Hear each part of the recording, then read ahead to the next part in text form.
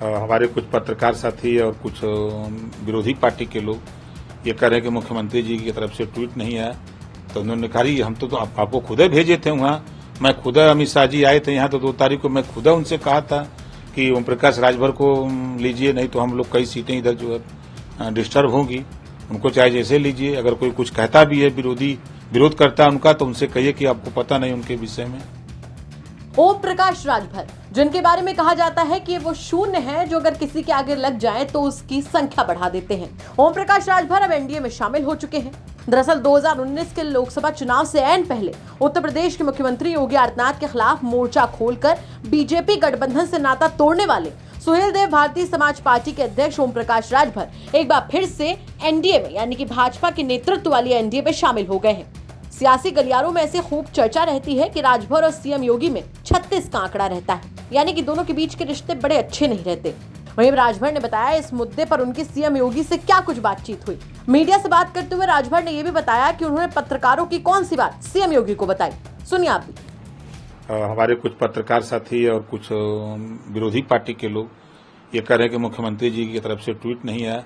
तो उन्होंने कहा हम तो आपको खुद भेजे थे वहाँ, मैं खुद अमित शाह जी आए थे यहाँ, तो 2 तारीख को मैं खुद उनसे कहा था कि ओम प्रकाश राजभर को लीजिए, नहीं तो हम लोग कई सीटें इधर जो है डिस्टर्ब होंगी, उनको चाहे जैसे लीजिए। अगर कोई कुछ कहता भी है विरोध करता है उनका, तो उनसे कहिए कि आपको पता नहीं उनके विषय में।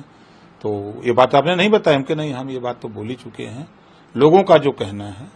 फिर बात आई कि जो भर राजभर जाति को अनुसूचित जनजाति में शामिल करने का अभी जो 14 जुलाई को जो आदेश हुआ उस पर चर्चा हुई। तो उन्होंने कहा कि नहीं इसमें तो आपने एक पत्र हमको दिया था, आपसे बात भी हुई थी, उसमें बात भी आगे बढ़ी थी।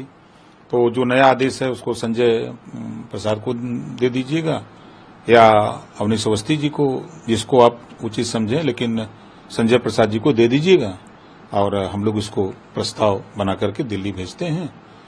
और तीसरा जो लालगंज में, आजमगढ़ जिले के लालगंज लोकसभा में माननीय प्रधानमंत्री जी का कार्यक्रम को लेकर के हमने एक पत्र उनको दिया है कि ये आपके माध्यम से कार्यक्रम हम लोगों को मिल जाए और आप यहाँ से रिक्वेस्ट भेज दें और वहां से अनुमति मिल जाए।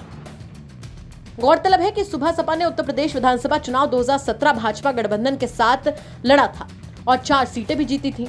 राजभर को गठबंधन के सहयोगी के तौर पर कैबिनेट मंत्री बनाया गया था, लेकिन उन्होंने पिछड़ों और वंचितों के साथ अन्याय का आरोप लगाते हुए सीधे मुख्यमंत्री योगी आदित्यनाथ के खिलाफ ही मोर्चा खोल लिया था। इसकी वजह से सरकार के सामने कई बार असहज स्थिति भी पैदा हुई थी। लगातार तल्खी के बाद 2019 के लोकसभा चुनाव से पहले राजभर ने बीजेपी से नाता तोड़ लिया था। अब एक बार फिर से एनडीए में राजभर शामिल हो गए हैं और अब देखने वाली बात यह होगी कि राजभर का एनडीए में आने का फायदा क्या होता है। ब्यूरो रिपोर्ट, यूपी तक।